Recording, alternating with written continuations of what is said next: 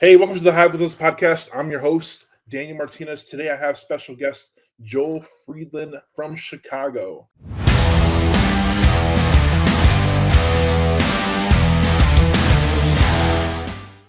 We're talking a little bit off camera about Chicago stuff and me growing up in Chicago. It's always interesting.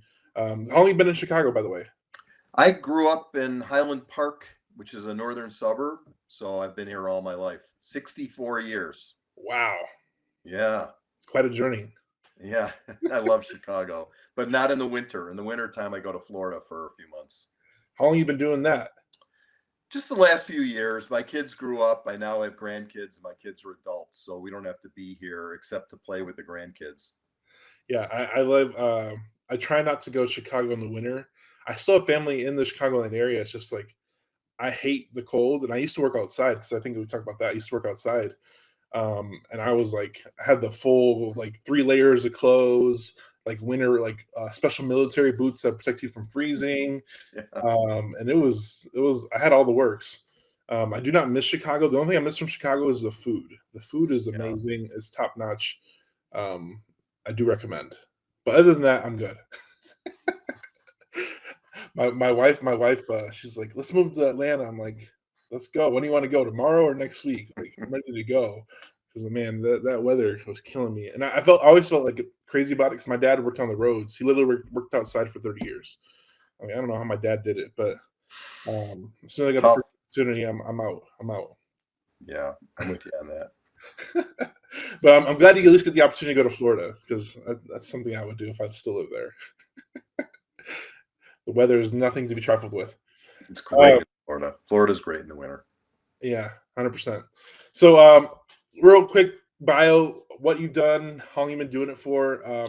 Sure. We have you on the podcast because I'm going to have some interesting questions for you, but you just give everybody a little background on what you do and how you've been doing it, how long you've been doing it. Yeah, sure. So when I was 22 and I graduated from the University of Michigan, where it was also cold in the wintertime, I went into the real estate business, but I went right into industrial. I found a family that owned 84 industrial buildings, Wow. and they were looking for someone to be a leasing agent. And it was 1981. Interest rates were 17%, and the Podolsky family was looking for a sales guy to be an industrial real estate broker. Being an industrial real estate broker is a lot like being a home broker, but instead of taking people to see houses, you take them to see manufacturing buildings and distribution buildings, which are in industrial parks.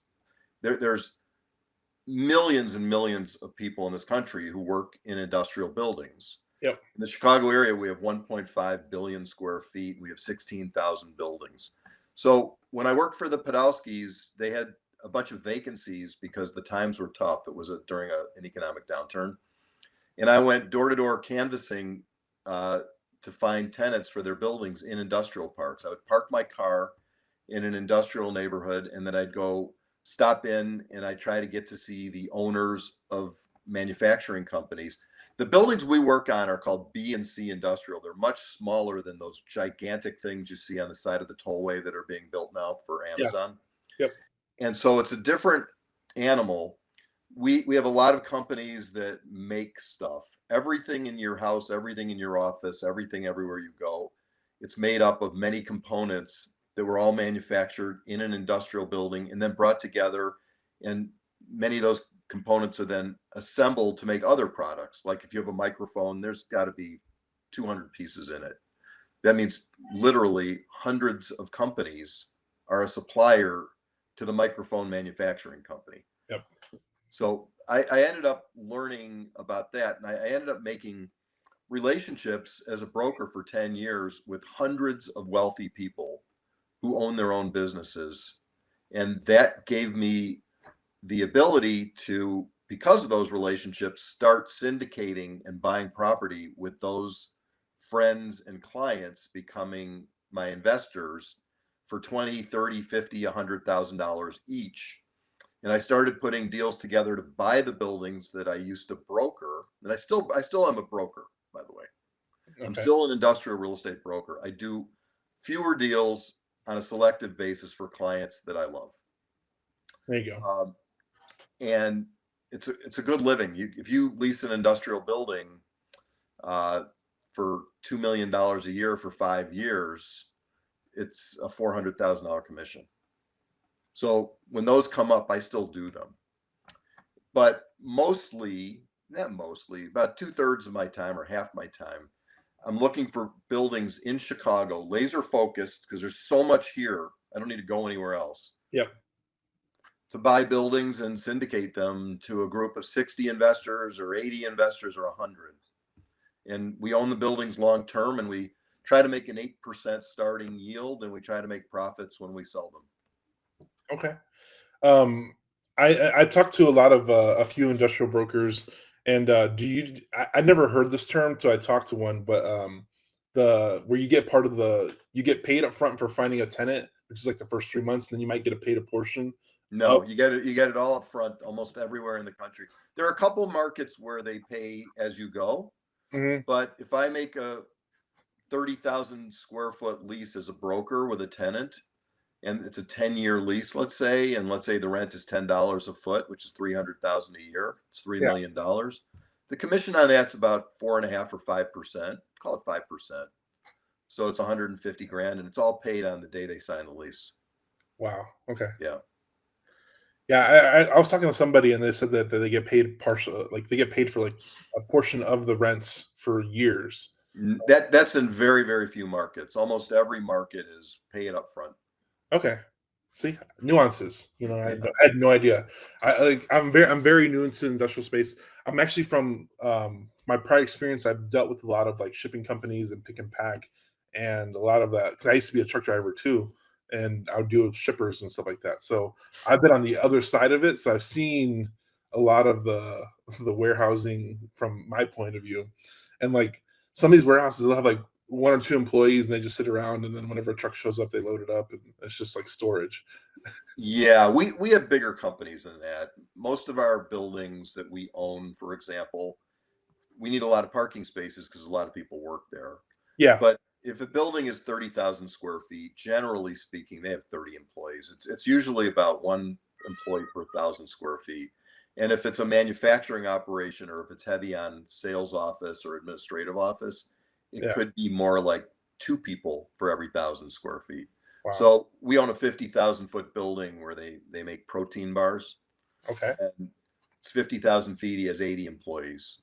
We've got another company that we do business with. They're in the pork processing business, and it's a giant commercial butcher shop. So it's 100,000 square feet with 120 employees. that's so crazy. uh, Yeah. Now, this is I love it, and I love industrial. Like, there's so much like literally, it's like the shell, and then they'll do the tenants will come do a build out and put in whatever they need to do. So you can have versatility of a protein to a butcher shop in each one of them, and then they don't leave you most of the time because it's hard to like pick up and move those things. So usually, if you get a tenant in there that's putting in a lot of stuff, they're just going to stay there for a while. Is that right? Yeah, we have one building in the city on Tripp Avenue. By the way, Tripp Avenue is the street on which Walt Disney was born in Chicago. So he's like us. He was from here. It's a 33,000 foot building, and the tenant is a division of a much larger company, and they make safety products for the welding industry. And they've been in the building since the 1990s, early 1990s. So 30 years plus, and every time their lease comes up every 5 years they seem to renew. And here's why: you're totally right, they don't want to pick up their machines and move them, that's expensive. Yep. But also, labor is really hard to find, and when you train somebody how to make some kind of product and they're working in the place for a few years, they become experts. Now they become the shift supervisor, let's say, and they hire people and they train those people. So now you've got 30 employees who are highly trained. If they move far away from there and the people are used to coming there and they live nearby, what happens is you run the risk of losing your people, and you can't run an industrial business without your people. It's not like office space, where the reason that office buildings are in so much trouble today is because anyone in an office can work from their home office. Yeah. Look at this is my home office. It's got all the amenities, including close to the kitchen. So people want to work at home like you do, right? You're at home, your kids are in the other room. It's great. That's With amazing. industrial, people have to go to work Yeah. because there's stuff that they have to move and they have to pick things up and they have to use the forklift truck and they have to assemble things. So industrial has not been hurt by the internet and Zoom meetings and Microsoft meetings. In fact, it's gone the other way because of the internet. Stores close and warehouses now deliver stuff to your house. Yep. So They need more. They need more people there. yeah, it's really a trend, and it's been happening for the past 4 years dramatically. And rents have gone up between 50 and 80% in 4 years. Wow. Yeah, that's rent growth of between, call it 12% to even 20% a year. That's that's amazing. That's actually Yeah, pretty crazy. That's pretty crazy to think about it. I think just the rent growth alone, and then I didn't even think about the trends of people shipping stuff. That's huge too. I mean, yeah. that's gotta increase the values. I'm sure you've done all right since then. Well, our buildings have gone up in value and our rents have gone up, but it's really hard. I become friends with our tenants because we're hands-on property Yeah, managers. yeah. And the protein bar guy, I love the guy. He's fantastic. And we'll go into the fact that he invested with us $1 million in another deal, which you and Oh, I need that's to talk about that. yeah, that's But but he's got a business that probably does 12 or 15 million a year in volume. And when he moved into the building 5 years ago, the rent was $6 a foot, and it's now the market for that building for that 50,000 feet has gone up to $11 a foot. So when I went to him and I said, "Hey, your rent's going to go up," he said, "Whoa, whoa, whoa, whoa, wait a minute, aren't we friends?" "Yes, we're friends, but I have an investor group and you're a tenant. And even though we're partners on a different deal, I need to get market rent. I'm a fiduciary to my investors. yep. So we're negotiating the rate. We don't want him to move out because if he moves out, there's a vacancy. That's a risk. Could stay vacant for a while. So we're going to make a deal somewhere in between what he thinks he should be paying and what the market is." Yeah. That's good on you as a good landlord. I think you have the same responsibility that you do as just as a housing landlord, but it's different. It's a little different relationship, but you have the same responsibility to those people, those workers, and especially your investors as well. So I think Yeah, it's a fine line, and you got to ride that line sometimes. it is. It's really hard. I've been struggling with this because I like the guy so much and his business is great. He was on Shark Tank in year one. Okay, there you He, go. yeah, so if you watch the episode, it's called Element Bars on Shark Tank. It's a fantastic episode. Okay, I'll see if I find it. Yeah. Check it up on YouTube. Yeah. Um, so Um, industrial, how many buildings do you own in the Chicagoland area right now? We have 20 at the 20. moment. Over the years, though, Daniel, we've done 100 acquisitions in the Chicago area over a 30 something year period of time. And they're all similar in that they're mostly single tenant buildings as opposed to multi-tenant, Yep. and they're mostly smaller. They're mostly under 100,000 square feet. And in fact, our favorite size is 20,000 square feet. Is there a reason why you like single tenant over multi-tenant? Yeah, there's about 25 reasons. I'll give you the top three. All right, go ahead. Number one, managing a single tenant building is easy compared to multi-tenant because there's one tenant. They take care of cutting the lawn, trimming the bushes. They take care of all the problems with the driveway. They do repairs on the roof, repairs on the walls. It's a what's called a net lease, where the tenant pays almost everything, not Mm, quite everything, but almost everything, as if they own it. So single tenant's great. If you've got a 5 tenant building, you're battling with each tenant about who's responsible for the potholes, and you have to bill each one on a pro rata basis for the snow plowing and for the landscaping and all the other maintenance. And then there's sharing of the parking lot, and they get into arguments whose spaces are they anyway, who can where can they park. And so that's single tenant's easier. That's number one. Number two, you probably have never heard of this. We don't sell on a cap rate. When we sell, it's when a building is coming vacant and we sell to a user, which is another manufacturer or distributor in the area that needs a building. And very often, as crazy as this sounds, we sell it to the next door neighbor, because as companies grow, yeah, it's called a user exit strategy. And the idea is, let's say you're manufacturing cheesecake, okay? And you've got big ovens. They have what are called tunnel ovens, and you've got these huge pieces of equipment where when it comes out of the oven, the cheesecakes cool off, and then they go by conveyor belt into a freezer, like a blast freezer below zero. Yeah. And then you've got all these areas where people are putting different kinds of toppings, like strawberries or chocolate chips or whatever. Then you also have all your packaging equipment. And you also, if you're in that business, have to have a cooled warehouse. You can't make food in a hot, sweaty place. Excuse me. So, sorry, it's my fax machine ringing. So you need to, huh? So what's a fax machine? Yeah, I don't know anymore. I still have one. Sorry about that. I couldn't resist. When I was a kid, there was no such thing as a fax machine. We only had messengers to bring things back and forth. So the way that a guy in the cheesecake business would grow, Yeah. instead of saying, "Hey, I'm in 50,000 feet and I need 100,000 feet," you don't want to move that operation. It would cost $20 million to move. Yep. So moving 50,000 feet of manufacturing costs millions. So let's say that the building next door comes available.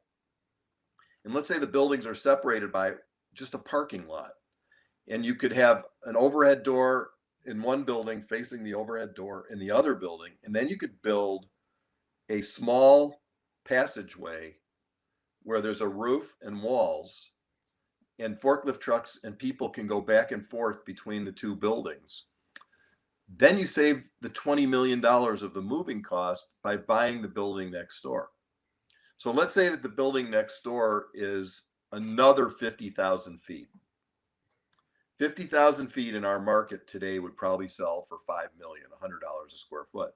But if it's the next door neighbor and he's trying not to spend 20 million to move, well, you get a premium. Oh, do you get a premium? You get we think it's between a 25 and 40% premium. Wow. Yeah. So instead of being $100 a foot, it could be $140 a foot, because in industrial, a user building, single tenant building, is nothing more than a very large tool for someone's business. It's like a tool. It's like a machine. Yeah. Without the building, you can't make your money. So that's the reason. The second reason that single tenant buildings are so fantastic. And there's the third major reason is because tenants like having their own freestanding building. They don't want to share a wall. You know how your kids are on the other side of the wall from where you are at home right now? Yeah. So if there were some noisy operation next door in a multi-tenant building with just a wall, you hear it. There's this one industrial building where they're moving in a bodybuilding operation. Industrial buildings have sports uses too sometimes because it's cheaper than retail for lease. This guy's moving his operation in next to a building that we own. And they're separated buildings, but he's going to have what's called techno music. You know, these muscle guys, they play this bam, bam, bam, bam, bam music. It's like so loud and so annoying. If you have your own building, you don't have the neighbor either making a smell or a noise or breaking through the wall and stealing your stuff. So I have a funny story with this. One of the places I used to go deliver when I was actually a truck driver, it was always next to the dog food plant. So literally when you drive in the industrial park, everywhere smelled like dog food. Yeah. the worst. It was the Yeah, worst. yeah. That's why dog food companies should not be in a multi-tenant building, and neither. Same with tire companies. Do you know how bad tires smell when they're in a I've been warehouse? in entire warehouses. I've been Yeah. there. I've been there. I've done it. And if there's a fire, that's another thing. If you have a freestanding building and the neighbor has a fire, imagine a tire warehouse catching on fire. Do you know what that smoke is like? It's this black, thick, terrible smelling smoke that would kill you if you breathed it for a couple minutes. Yep. So by having a freestanding building, you don't have any of that risk. Wow. I love your point number two. I've never thought about that, but getting a premium on freestanding buildings. In my head, I'm always thinking commercial cap rate, cap rate, cap rate. But I mean, are you targeting businesses that have a large operator next door that you can sell to in the future? Is that one of your No, strategies? it's so hard to find buildings that we're just lucky to find them, no matter who the neighbor is. We get lucky. We have one building. There's a town called Elmhurst, I know. which is right near O'Hare, Yep. and we have a number of buildings in the Elmhurst Industrial Park, actually on a street called Industrial Drive, which is appropriate. And on Industrial Drive, we have a building at 706 Industrial. We own the building next door as well. And then on the other side of the building is another company that occupies a building, and it's an industrial type use. They have guys who climb up and work on cell towers. So Mm. when you see those big dishes and all that equipment and all those crazy things. So all that stuff is made in a warehouse, but someone also has to install it. So these guys are the installers and the repair guys for cell tower equipment. Mhm. So they're in this building. Our building is 21,000 feet and their building is 20,000 feet, and they needed to expand. So our tenant leaves after 18 years in our building. It's 718 Industrial. And we didn't even have a chance to put it on the market. We go canvassing door to door like I used to when a building's coming on. So I went next door and I said, hey, the building next door is coming on the market. And they said, oh, we'd like to buy it. And I said, well, we love Elmhurst and we want to keep it. So you can be a tenant, but you can't be a buyer. They said, well, we're going to run our equipment back and forth between the overhead doors between the two buildings. In Mhm. Chicago, there's over 600 buildings that are attached to the building next door.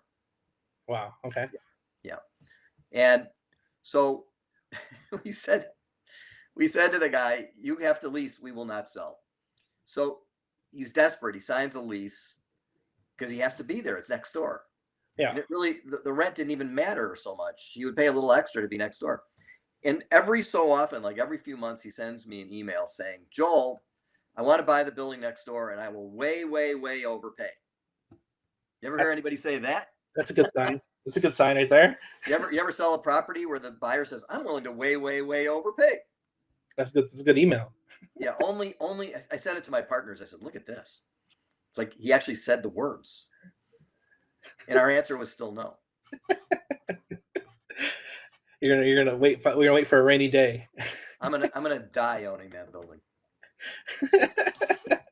That's funny. That's a good story. I love the stories, man. I think there's a lot of opportunity in industrial. I think I've looked into it and I've seen and I've learned a lot of different things. Maybe I'll get into it eventually, but it's just a fun story. You got fun stories. That's good stuff. I have so many. I could bore the crap out of you with all my stories about industrial companies. Let's kind of pivot to capital raising, because as these things are very expensive, you've been doing this for a long time, because you said when you first started, you said you had a high net worth individuals that were your friends. I'm sure that kind of helps out a lot. But how has that transitioned? Has there been rough and hard times raising capital for these buildings? You have to like introduce people to the asset class because they might not even understand industrial? Yeah, exactly. Most people know what a multi-family complex is. Yeah. You drive by them. And most people know what a retail store, a restaurant, self-storage, office building. But industrial parks are hidden behind stuff. You don't usually drive by too many. The ones on the tollway are different. They would take an old farm that some farming family had for 75 years, and they'd buy the farm for a fortune and then start building these precast concrete buildings with a lineup of docks like the kind you used to back into when you were driving.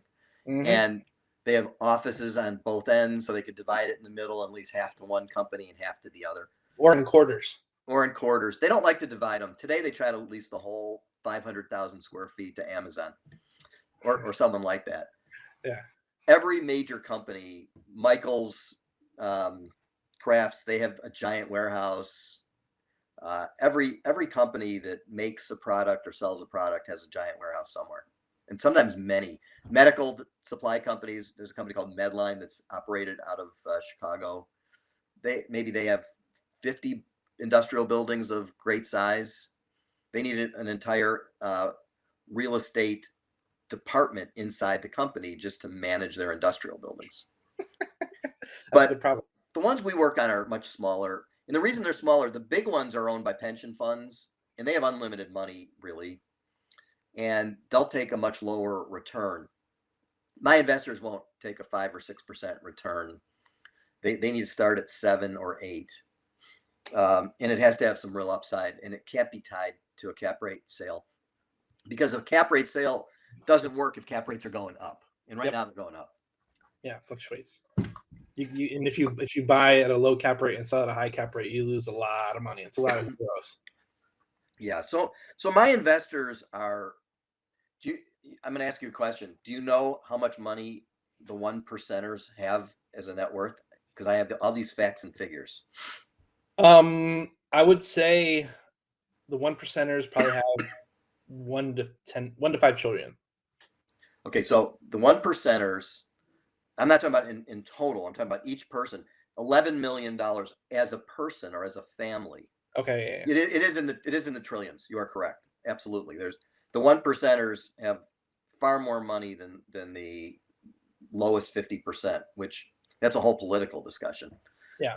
But if you are a person with $11 million or more of net worth, that includes billionaires, that includes people with hundreds of millions, but all you need is 11 million to be in the 1%. And then the 2% is about 6 million to 11 million. And the 3%, the top 3% richest people are somewhere between 4 million and 6 million. Okay. Those type of people who I know you are looking for your syndication, for your fund, right? You're doing a $25 million fund. The people who are able to put $1 million in have to be in the top 1%. You can't talk to anybody if your minimum's $1 million. If they're not in the top 1%, they don't qualify for your fund. Correct. Unless you're willing to lower your minimum, which I think, I'm guessing you would, right? For someone says, I want to put in 250, you wouldn't turn them down. Special cases, yeah. Yeah. So the people that invest with me are in the top 3%. They have anywhere between, let's say, 3 million net worth up to unlimited. And my minimum's 25,000. And the reason that we have a 25,000 minimum is because even the richest people are smart enough to know that diversification is a good idea. Mm-hmm. So if I bring them 10 deals in 2 years, if I buy 5 deals a year, and we do them deal by deal, we don't have a fund. Yeah. And they want to put in 25,000 per deal in 10 deals, that's 250,000. If someone's got a $3 million net worth, that's 9% of their net worth. I don't think anyone should invest more than 3% of their net worth in any one deal ever, because it's too risky. It's just a theory of diversification. So the people that invest with me generally average 100,000 per deal. Per deal, yeah. But I have a bunch of 25s and 50s and 75,000 investors per deal. And then I've got a bunch of people who are 250, 300, 500, and $1 million.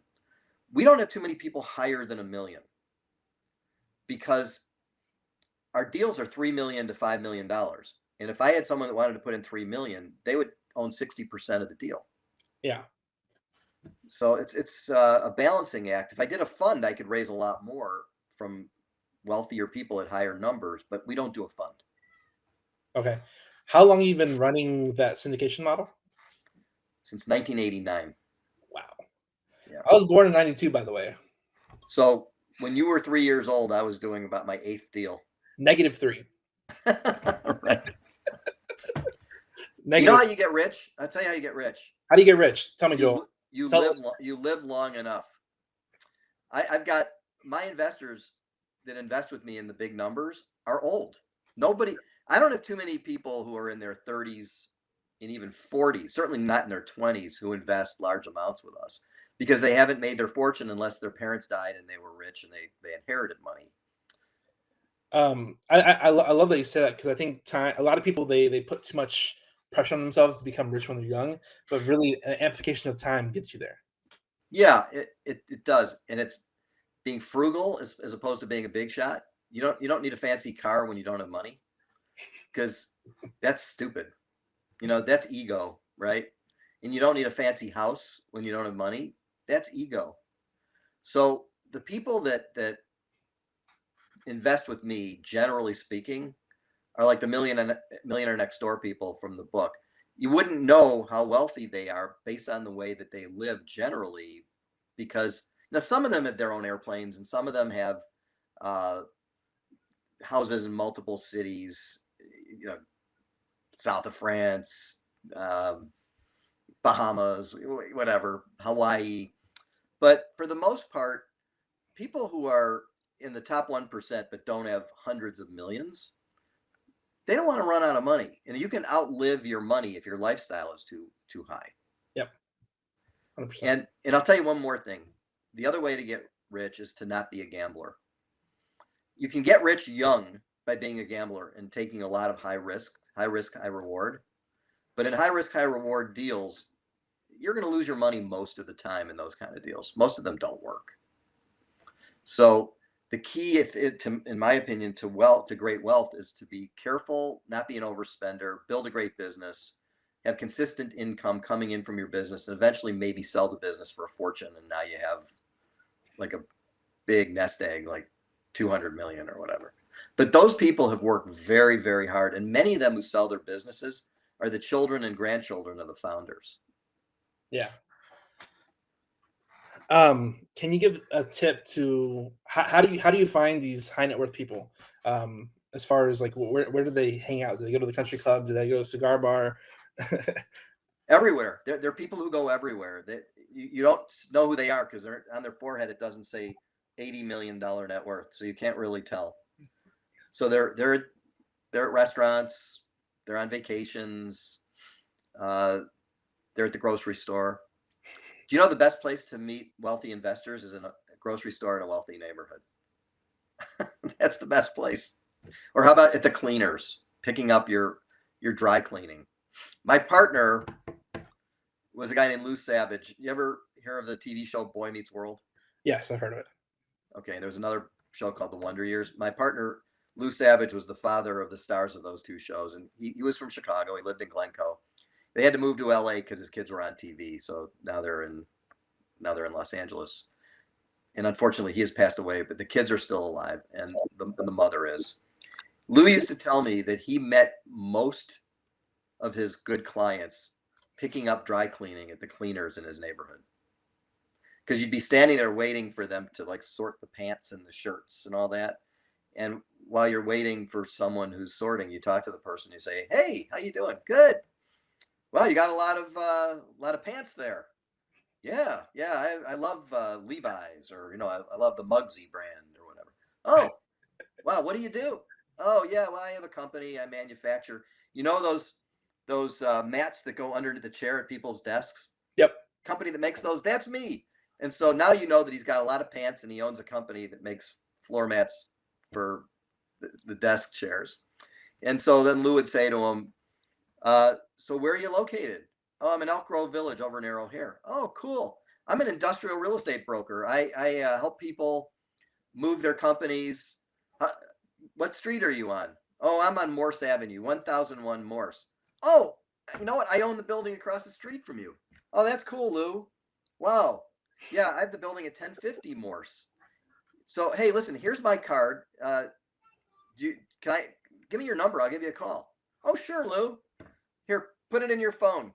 So now Lou knows this guy, Robert, that he never met before, that he met at the dry cleaners. And he goes and he sees the guy at his place, takes a tour and sees how they make the floor mats. And then says, "Hey, listen, I'm buying a building about 2 blocks from here and I'm looking for investors. You want to take a look at the private placement memorandum?" "Yeah, I'd look at it." There you go. Dry cleaner.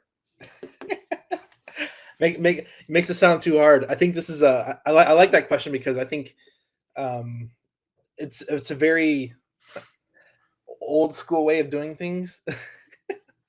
Going to the dry cleaner, which is good. I like the old school way of doing things because I think it's tried and true. But times have changed. You still got the fax machine. Do you still fax people PPMs? No. I don't use the fax machine. You know, a lot of doctors still use fax machines. Yes, they do. So when I get medical reports from the hospital or the doctor, some of these, they're like dinosaurs. They still only send them by fax. So I have this just so that I can get medical reports. That's funny. I remember when I started my trucking company, I had to have a fax number because trucking is antiquated too. So I actually set up a digital fax number where anybody that faxed something in, I would get it in my email. Oh, that's brilliant. That's a brilliant idea. So tell me about your $25 million fund.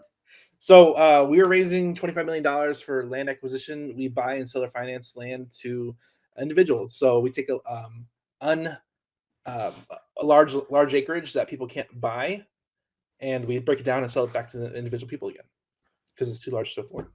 So we subdivide and sell finance is our model. So Cool. we're looking to buy and create, and usually when we break it down, it's just like the wholesale model. You buy in bulk and you separate it down. We can usually sell it for 2 to 3x of value once we break it down into smaller sizes. Oh, that's great. So do you have to get entitlements? Like you have to get approvals from the municipalities to subdivide? Sometimes in Texas has an amazing rule where it's 10 acres or more, you don't have to go through the municipalities. So we actually did our quickest subdivide in under 30 days. So we're trying to move capital faster. So we're doing we're doing smaller stuff too, but it really depends. We've done a couple smaller deals where like under 20 acres and subdivided down to 1 acre lots or smaller. But our bread and butter is like larger acreage, 350 acres, break it down into 15 to 20 lots, and then we'll sell them off to the finance. So do you have to put in the roads?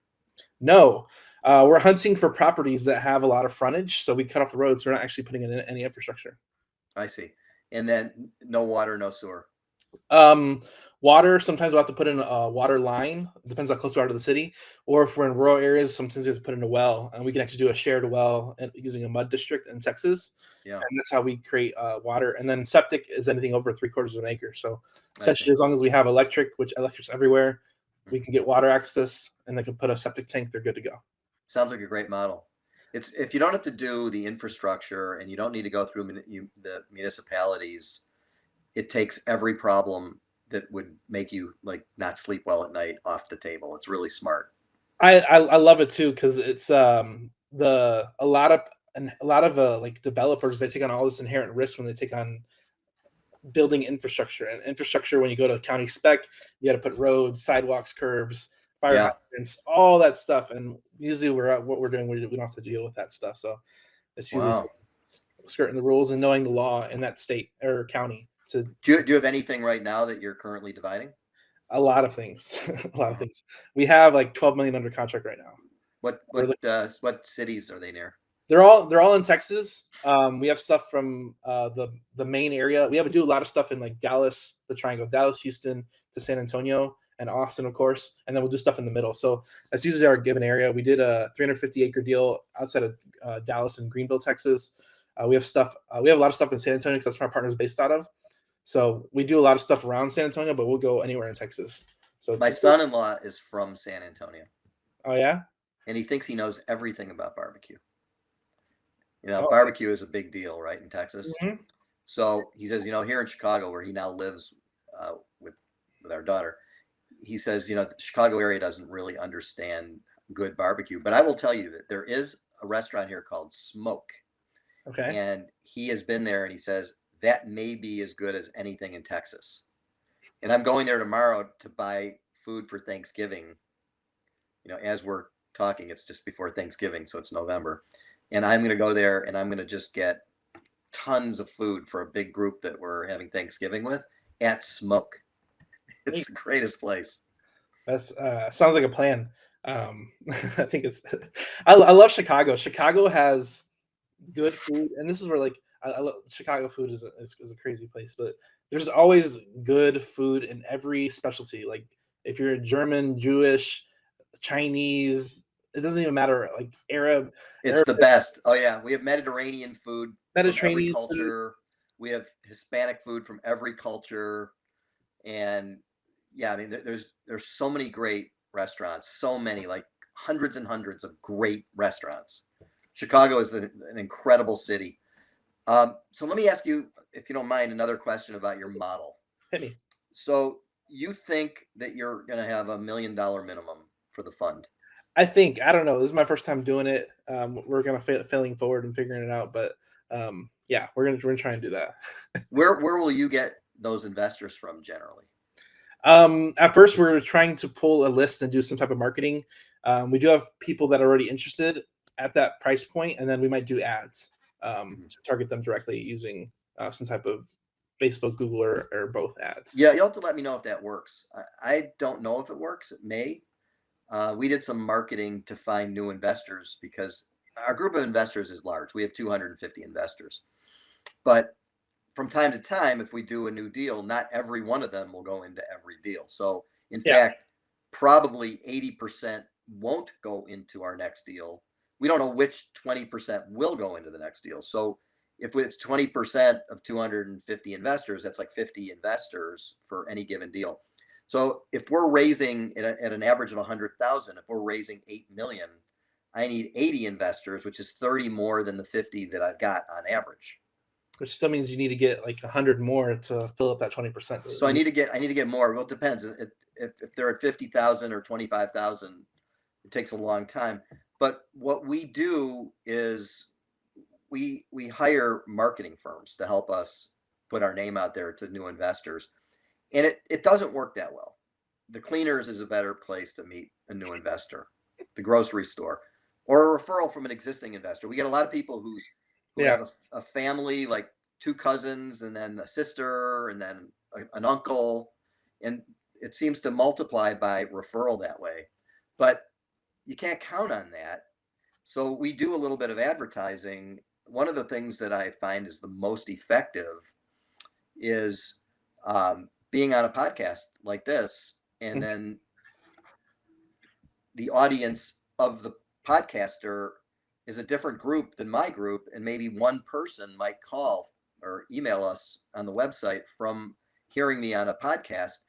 And usually because they get to know us much better listening for a half hour or 45 minutes, it's like it's a warm call. When they call, they already know my story, they already know my philosophy, they know that I'm friends with Daniel. I mean, all those things, and that's good. But we did a bunch of emails, and we sent 1 million emails. Okay. We hired a company to do that. 2 investors joined us out of 1 million emails. Wow. That's not too good. And I'm really glad you said podcasting. That's it wasn't necessarily the main reason why I started podcasting as a whole, but it was one of the benefits I've been seeing in the background happen after the fact, is that we'll get investors come to the door, knock on the door in some way, shape, or form. One thing I'll say to this is maybe starting your own podcast, targeting them directly, and then you can run ads to the podcast. Because one thing I've known with high net worth individuals, they want to find you online. Yeah. And and a lot of times, especially if you're asking for a big ask, they want to know you. They want to get to know you without necessarily having the conversation. So the podcast gives you the ability of amplification of your time and ability, because we've been on here 45 minutes since we started, but this 45 minutes can be replayed thousands of times with thousands. Exactly. It lives on the internet forever. Yes, exactly. So you get the multiplication and amplification of that. So that's a big benefit. This is one thing that we haven't thought of, is run ads to your podcast itself or your podcast episode. Yeah, I've been on a bunch of podcasts as a guest. I don't have my own podcast. I don't believe I ever will. I don't have the desire to do that. But as a podcast guest, I say to the people who are the hosts, you should definitely run an ad. I know you do. I've seen your ads for the CRM. Yeah, I think you guys are doing a great job of advertising on your own podcast. And when you have guests and they send it to their audience, they get to see your commercial. I think that's brilliant of you. And I will tell you that most people don't do that. Some do, but most don't. And I give you tons of credit for being quite a genius in marketing for doing that. I really give you a lot of credit for that.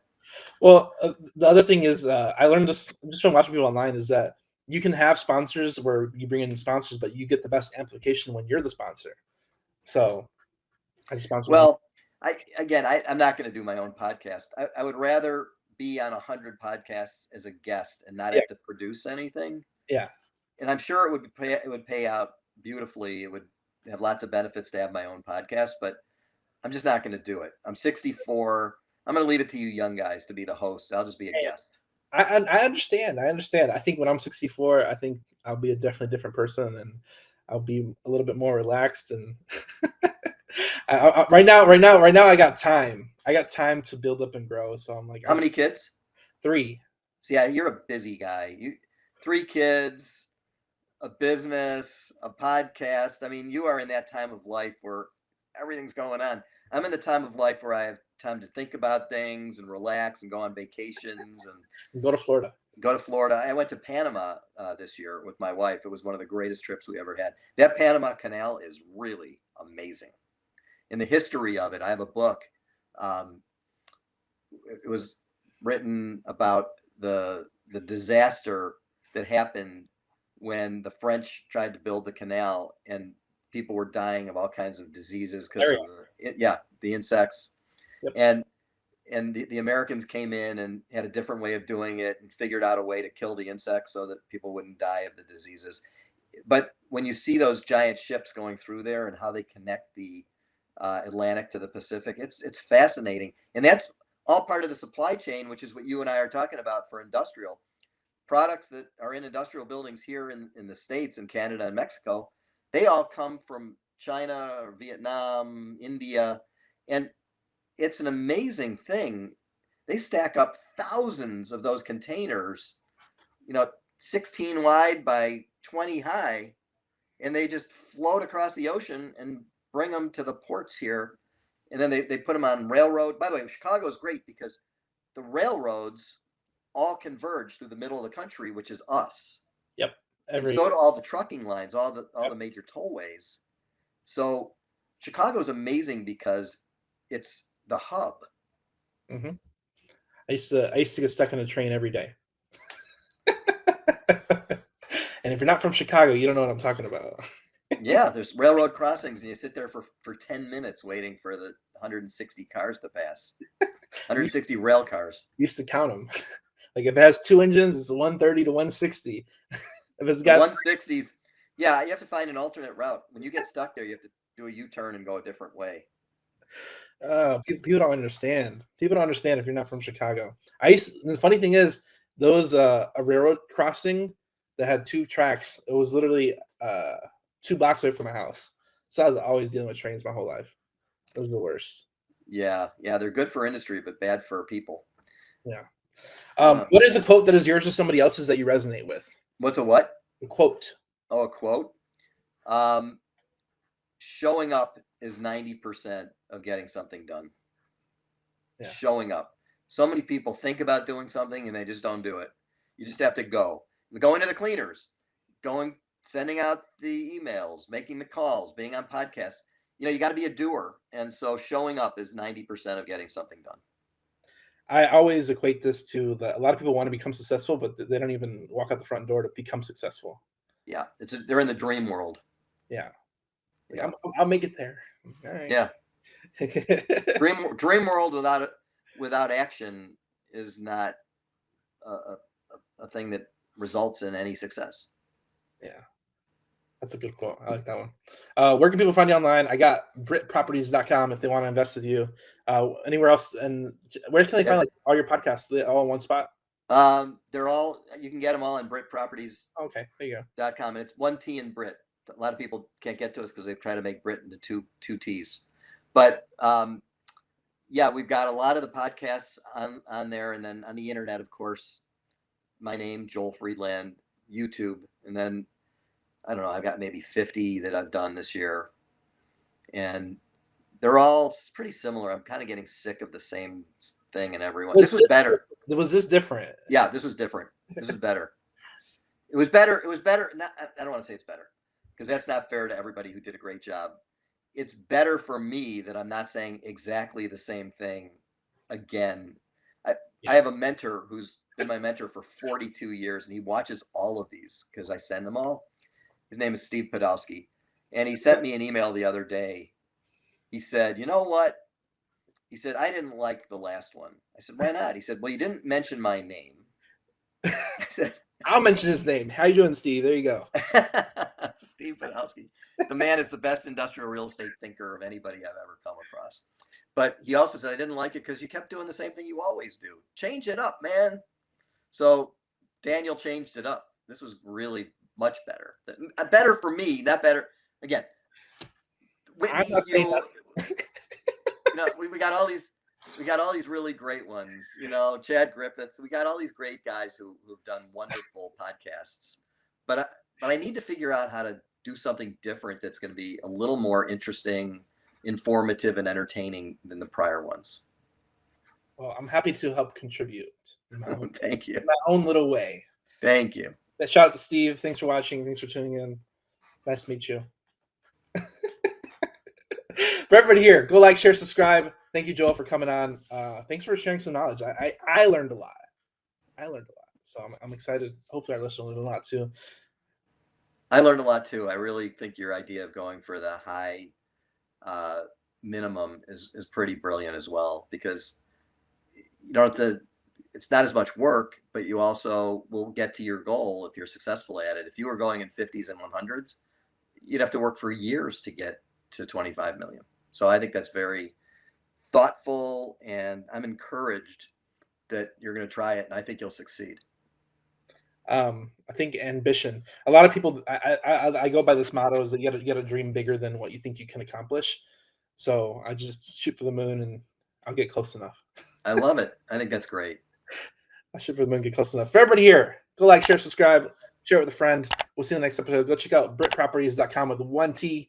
We'll see you in the next episode. Thanks for tuning in. Bye, guys. If you would like to receive hot leads right to your cell phone in a text message, check out hiveleads.io, and you can receive the same leads we've been receiving in our campaign for 3.5 years that's made us successful in the land game. Check us out.